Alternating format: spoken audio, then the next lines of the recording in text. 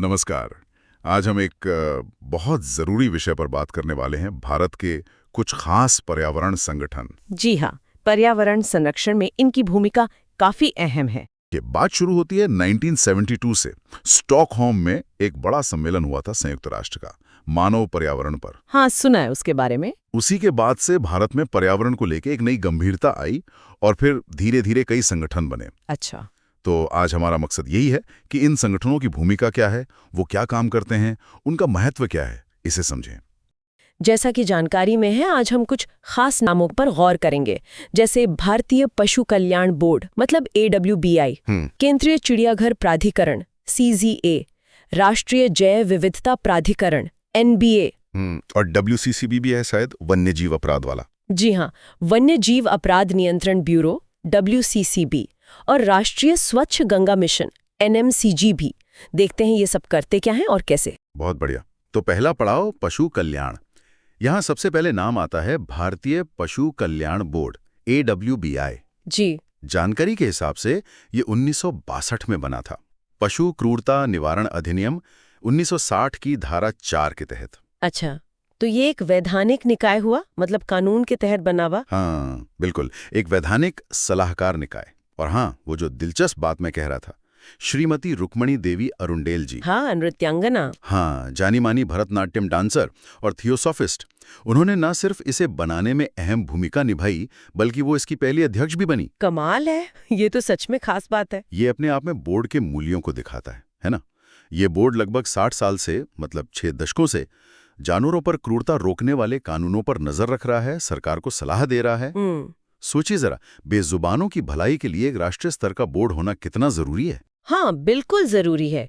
और AWB सिर्फ सलाह नहीं देता, जैसा इन दस्तावेजों में लिखा है, ये पशु कल्याण के लिए काम कर रहे दूसरे संगठनों को आर्थिक मदद भी देता है, मतलब अनुदान। अच्छा, ग्रांट्स भी देता है? हाँ, ग्रांट्स। और ये पर्यावरण, वन और जलवायु परिवर्तन मंत्रालय MoFFC के अंडर आता है। भारत के मुख्य पर्यावरण संस्थानों में से एक है ये। अगर इसकी बनावट देखें तो बोर्ड में 28 सदस्य होते हैं, कार्यकाल 3 साल का। मुख्यालय पहले चेन्नई में था, पर अब हरियाणा के बल्लभगढ़ में है। बल्लभगढ़, अच्छा। यहाँ दिलचस्प बात यह है कि देखिए, ये वैधानिक सलाहकार निकाय है, मतलब कानून से बना तो है, पर इसकी सलाह सरकार माने ही ये जरूरी नहीं, बाध्यकारी नहीं है। हाँ, सलाहकार है तो सलाह ही देगा जी। फिर भी ये राष्ट्रीय स्तर पर पशु कल्याण के मुद्दों को एक आवाज देता है, एक मंच देता है।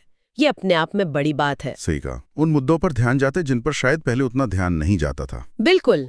अच्छा, तो ये सलाह देता है, मदद भी करता है। अब पशु कल्याण से जुड़ा एक और पहलू है हमारे जू। हाँ, जू। वहाँ जानवरों की देखभाल कैसे हो, कौन जिम्मेदार है?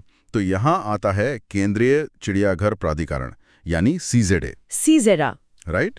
जानकारी कहती है कि ये 1992 में बना, वन्य जीव संरक्षण अधिनियम 1972 के तहत। अच्छा, ये भी कानून के तहत ही है। हाँ।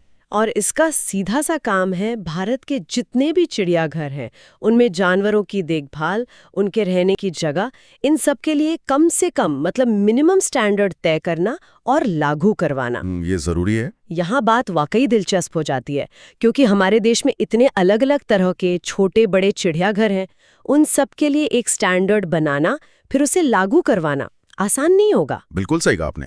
CZA भी MoFCCC मंत्रालय के तहत ही है, पर यह एक वैधानिक स्वायत्त निकाय है। स्वायत्त मतलब ऑटोनॉमस। हाँ, ऑटोनॉमस, कानून से बना है और अपने काम में काफी हद तक स्वतंत्र है। ये सिर्फ नियम कानून नहीं बनाता, बल्कि अगर किसी चिड़ियाघर को मान लीजिए सुधार के लिए तकनीकी या पैसों की मदद चाहिए, हाँ, तो CZA वो भी देता है। अच्छा, मदद भी करता है। जी। और इसकी असली ताकत है इसके रेगुलेटरी पावर में। देश के हर चिड़ियाघर को चलने के लिए CZA से मान्यता लेनी ही पड़ती है। ओके, कंपल्सरी है। हाँ, कंपल्सरी। CZA तय मानकों पर उनका मूल्यांकन करता है, देखता है कि सब ठीक है या नहीं, तभी चलाने की इजाजत मिलती है। अगर हम इसे बड़ी तस्वीर में देखें तो CZA भारत में वन्य जीवों के ex situ संरक्षण का एक बहुत अहम हिस्सा है। ex situ, जी, इसका क्या मतलब हुआ? एक्स सीटू यानी जानवरों को उनके प्राकृतिक आवास मतलब जंगल वगैरह से बाहर रखकर बचाना, जैसे चिड़ियाघरों में या ब्रीडिंग सेंटर में। अच्छा, उनके नेचुरल हैबिटेट के बाहर। हाँ, ये उन प्रजातियों के लिए खास तौर पे जरूरी है जो जंगल में खत्म होने की कगार पर है। समझ गया। तो ये हो गया CZA, जानवरों और उनके अलग अलग घरों की बात हो गई। अब थोड़ा दायरा और बढ़ाते हैं, पूरी जैव विविधता मतलब बायोडायवर्सिटी पर आते हैं। हाँ, बायोडायवर्सिटी। इसको बचाने के लिए कौन सा संगठन है? यहां नाम आता है राष्ट्रीय जैव विविधता प्राधिकरण, NBA का। NBA, right? दस्तावेज बताते हैं कि ये 2003 में चेन्नई में बना और इसका आधार था जैव विविधता अधिनियम 2002। इसका मुख्य काम क्या है? देश के विशाल जैविक संसाधन मतलब पेड़ पौधे, जानवर, छोटे छोटे जीव, हाँ, माइक्रो ऑर्गेनिजम्स भी। हाँ वो सब, उन सब का संरक्षण करना, ये देखना कि उनका इस्तेमाल टिकाऊ तरीके से हो, मतलब सस्टेनेबल तरीके से। सस्टेनेबल यूज, बिल्कुल। और सबसे अहम, इन संसाधनों से जो भी फायदे मिले उनका बंटवारा सही तरीके से हो, निष्पक्ष हो। इस सब पर ये सरकार को सलाह देता है, सुविधा देता है। जी, और NBA सिर्फ सलाह नहीं देता, इसके पास रेगुलेटरी शक्तियां भी हैं। मतलब ये नियम लागू भी करवा सकता है। अच्छा, पावर भी है। हाँ, अगर हम इसे बड़ी तस्वीर से जोड़ें तो ये जैव विविधता अधिनियम 2002 और उसके तहत बने नियम 2004 एक बहुत ही अच्छी त्रिस्तरीय संरचना बनाते हैं। 3 लेवल की। कैसे? हाँ, देखिए, राष्ट्रीय स्तर पर तो NBA हो गया, फिर राज्य स्तर पर है राज्य जैव विविधता बोर्ड SBBs, और फिर बिल्कुल जमीनी स्तर पर मतलब स्थानीय स्तर पर बननी है जैव विविधता प्रबंधन समितियां, BMCs। ये कहाँ बनेगी? ये गांव-गांव तक बनाई जानी है। मकसद ये है कि बायोडायवर्सिटी मैनेजमेंट सिर्फ ऊपर से ना हो बल्कि नीचे से हो, लोकल लोगों की भागीदारी से। वाह, ये तो बहुत अच्छा सोचा गया है। हाँ, और सतत उपयोग का मतलब भी यही है कि हम प्रकृति के खजाने का इस्तेमाल ऐसे करें कि वो आने वाली पीढ़ियों के लिए भी बचा रहे। भारत तो वैसे भी दुनिया के उन देशों में है जहां जैव विविधता बहुत ज्यादा है। हाँ, मेगा डाइवर्सिटी देशों में से एक है। बिल्कुल, इसलिए NBA जैसी संस्था का होना और उसका ठीक से काम करना बहुत जरूरी है। सही बात है, लेकिन इस जैव विविधता पर एक बड़ा खतरा भी है, वन्य जीवों का अवैध शिकार, उनकी तस्करी, है ना, वाइल्ड लाइफ क्राइम। हाँ, ये बहुत बड़ी समस्या है। ये तो एक ऑर्गेनाइज क्राइम की तरह चलता है। हाँ। तो इससे निपटने के लिए क्या कोई खास इंतजाम है? जी हाँ, बिल्कुल है। इसके लिए है वन्य जीव अपराध नियंत्रण ब्यूरो यानी WCCB। WCCB, नाम से ही काम पता चल रहा है। हाँ, जैसा नाम वैसा काम। ये वन्य जीवों से जुड़े अपराधों को कंट्रोल करने के लिए बना है।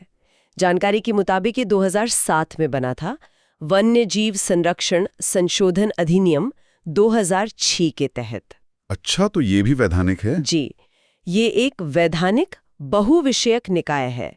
बहुविषयक मतलब मल्टीडिसिप्लिनरी। मल्टीडिसिप्लिनरी यानी इसमें सिर्फ वन विभाग के लोग नहीं होते, इसमें पुलिस, कस्टम, इंटेलिजेंस और दूसरी एजेंसियों के एक्सपर्ट्स भी मिलकर काम करते हैं। अच्छा, सब मिलके? हाँ, इसका सीधा निशाना है देश में जो संगठित रूप से वाइल्ड लाइफ क्राइम का नेटवर्क चल रहा है उसे तोड़ना। ये बहुत जरूरी काम है। बिल्कुल।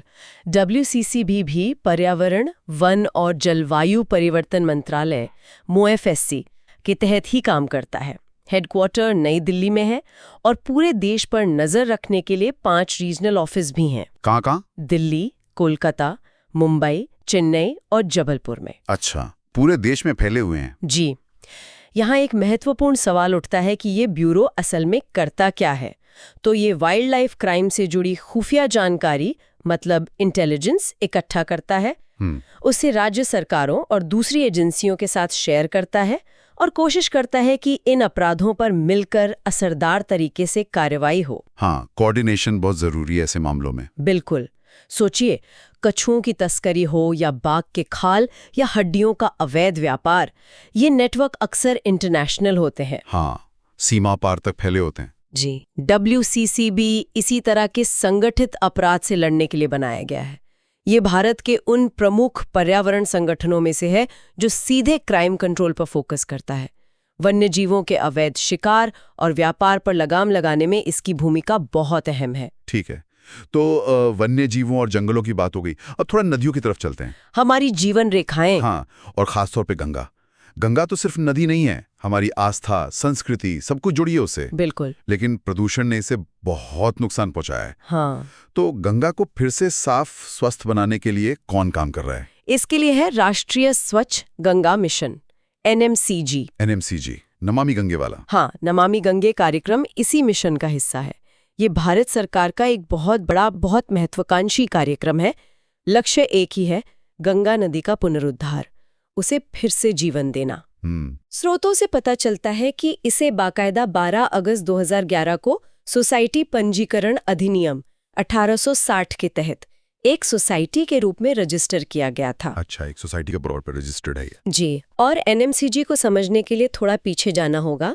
असल में गंगा में बढ़ते प्रदूषण से निपटने के लिए 1986 में ही पर्यावरण संरक्षण अधिनियम 1986 के तहत राष्ट्रीय गंगा नदी बेसिन प्राधिकरण NGRBA बनाया गया था। NGRBA, okay. NMCG जो है वो इसी NGRBA की एक तरह से कार्यकारी शाखा है, मतलब इम्प्लीमेंटिंग आर्म। जो योजनाएं NGRBA बनाता है उन्हें जमीन पर उतारने का काम NMCG करता है। समझ गया, तो प्लान NGRBA का, काम NMCG का। हाँ, मोटे तौर पर इसका दोहरा मकसद है। पहला, गंगा में प्रदूषण कम करना, चाहे वो शहरों के सीवेज से आए या फैक्ट्रियों से। हाँ, ये सबसे बड़ी समस्या है। और दूसरा, नदी का पुनरुद्धार करना, मतलब उसका प्राकृतिक बहाव, उसकी बायोडायवर्सिटी, उसका पूरा इकोसिस्टम, उसे बेहतर बनाना।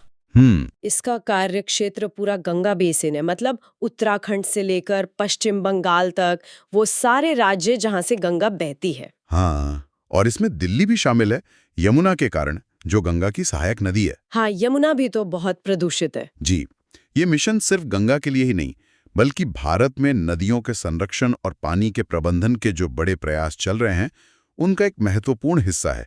इसकी सफलता विफलता पर बहुत कुछ निर्भर करता है। बिल्कुल। तो हमने आज कई अहम संगठनों पर काफी विस्तार से बात की। AWBI, CJA, NBA, WCCB और NMCG, पशु कल्याण से लेकर गंगा संरक्षण तक। हाँ, काफी सारे पहलू कवर हो गए। हमारी जानकारी के स्रोतों में कुछ और नाम भी हैं, उनका जिक्र कर देना चाहिए, भले हमने आज उन पर विस्तार से न की हो। हाँ, कौन कौन से? जैसे राष्ट्रीय हरित अधिकरण NGT, ये पर्यावरण के मामलों के लिए एक स्पेशल कोर्ट की तरह है। हाँ, NGT का नाम तो काफी सुना है। फिर है प्रतिपूरक वनीकरण निधि प्रबंधन और योजना प्राधिकरण, कैंपा। ये जो जंगल कटते हैं उसके बदले में जो पैसा मिलता है वनीकरण के लिए, उसका मैनेजमेंट देखता है। अच्छा, कैंपा फंड्स। हाँ, और एक है राष्ट्रीय वनीकरण और पारिस्थितिकी विकास बोर्ड, NAEB। ये देश में पेड़ लगाने और बिगड़े इकोसिस्टम को सुधारने का काम देखता है। ये भी जरूरी काम है। तो इसका सब मतलब क्या है? मतलब इतने सारे संगठन। हाँ, मेरे विचार में ये दिखाता है कि भारत में पर्यावरण को बचाने के लिए सिर्फ बातें या नारे नहीं हैं, बल्कि एक सोचा समझा मल्टी लेयर्ड संस्थागत ढांचा है।